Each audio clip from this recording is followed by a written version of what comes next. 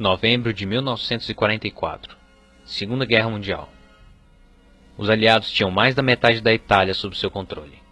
Porém, havia ainda um último obstáculo na conquista total da península: a linha gótica, uma linha defensiva que se estendia de leste a oeste da Itália. Logo atrás se encontrava a cidade de Bolonha, um estratégico objetivo que forçaria o rompimento da linha pelo 4º Corpo do 5º Exército Americano. Tal deveria acontecer antes do inverno. Os militares que defendiam a linha gótica eram basicamente uma mescla de veteranos alemães do fronte russo, que teve de ser retirada para a defesa na Itália, com recém-recrutados na Alemanha. Muitos desses veteranos, além de lutar na União Soviética, vinham da campanha do norte da África, e alguns até mesmo das primeiras invasões nazistas à Polônia, à França, etc. Estes compunham a Wehrmacht, o exército alemão.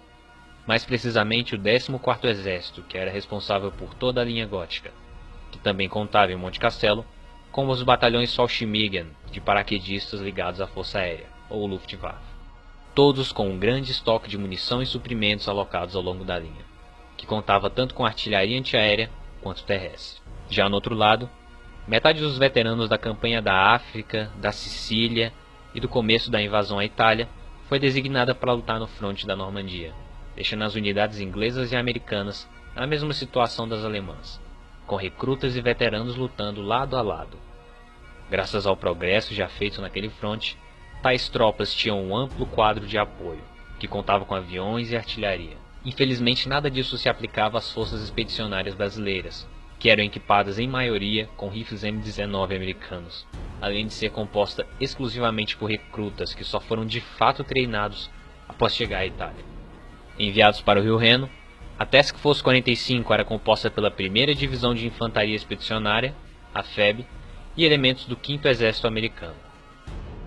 Eles estabeleceram seu QG em Porreta Terme.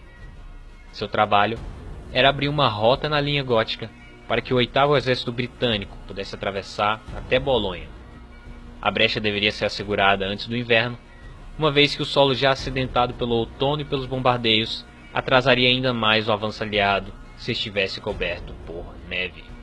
O briefing era simples: conquistar o Monte Belvedere e o Monte della Torrácia, onde seria estabelecida uma posição de apoio para o ataque ao temível Monte Castelo, um cume que, além de ser um dos mais bem guarnecidos, tinha o maior campo de visão da região, já que os alemães cortaram as suas árvores para ter um maior campo de visão, uma prática comum. Como a Task Force tinha de cumprir objetivos posteriores depois de Monte Castelo, o oficialato optou por preservar suas tropas, efetuando um ataque com metade de uma divisão brasileira e alguns batalhões americanos.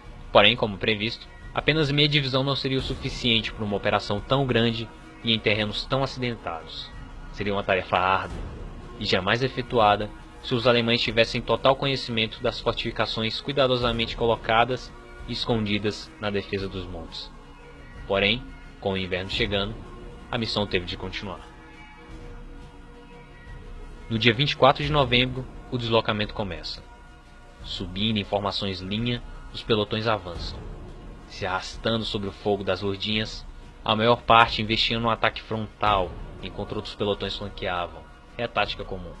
Com uma resistência moderada, um a um os montes vão caindo, e com menos da metade das tropas originais, os sobreviventes chegam ao Monte Castelo. Mas eles não tiveram tempo para comemorar. Pouco tempo depois, os paraquedistas lançam um violento contra-ataque, empurrando as tropas brasileiras de novo até Belvedere. Um briefing para a reconquista do cume foi feito.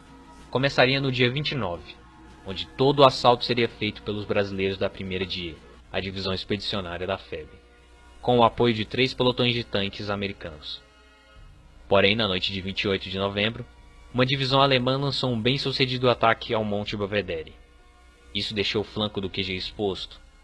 Cogitou-se recuar, porém constatou-se que naquela altura a perda do Monte Castelo iria obrigar os alemães a recuar, ou pelo menos diminuir suas forças a ponto de Belvedere ser conquistada novamente.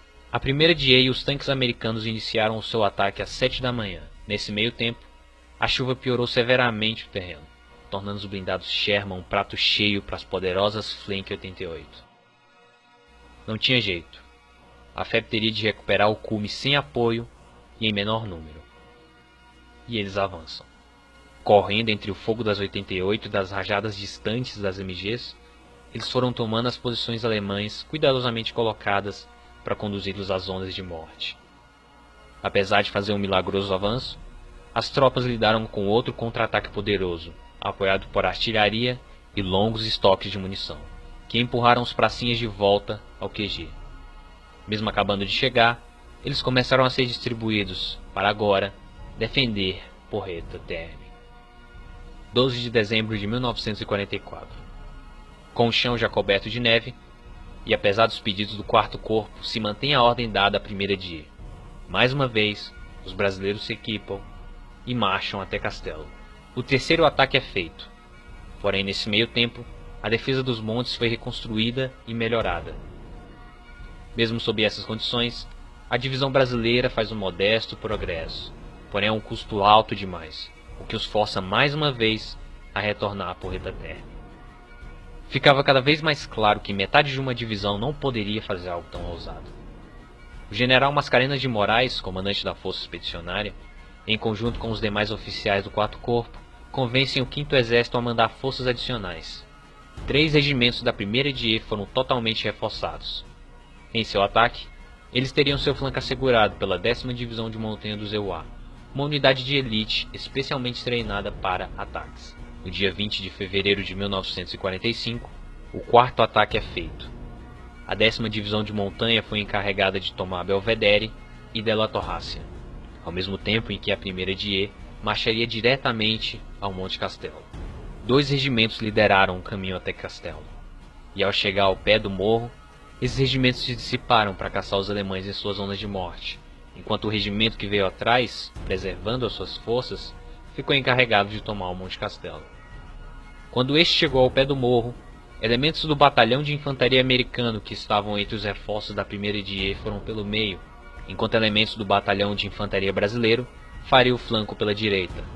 Uma bateria de artilharia, também brasileira, ofereceu o apoio de fogo. Após alguns minutos do strike de artilharia, mais uma vez, os pelotões se arrastam sob o fogo pesado. No enorme campo aberto até o topo, a proteção era alguns pedaços de tronco entre as árvores cortadas.